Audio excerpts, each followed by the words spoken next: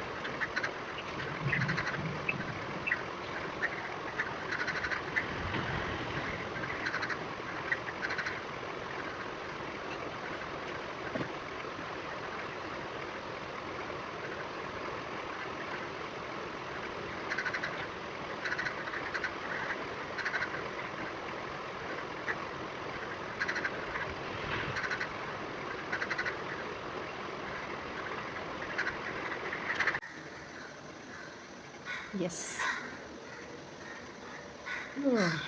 आवाज ऐकायचा होता खूप दिवसापासून. आणि ग्रेटफुली मी जिथं राहते तिथं खूप झाडं आहेत. खूप पक्ष्यांचा किती किलबिलाट ऐकू होते. आणि येस, आजचं Day 1 चॅलेंज पूर्ण केलेलं आहे मी.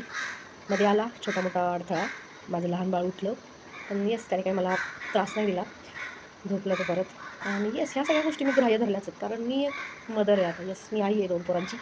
तर ह्या गोष्टी चालत राहणार आहेत. पण त्याचबरोबर मला जर सगळं छान पद्धतीने करायचं असेल तर ह्या सगळ्याची सुरुवात मला कधी ना कधी करावी लागेल. आणि येस, आता ती वेळ आलेली आणि आता ते होईल सगळ्या गोष्टी छान पद्धतीने.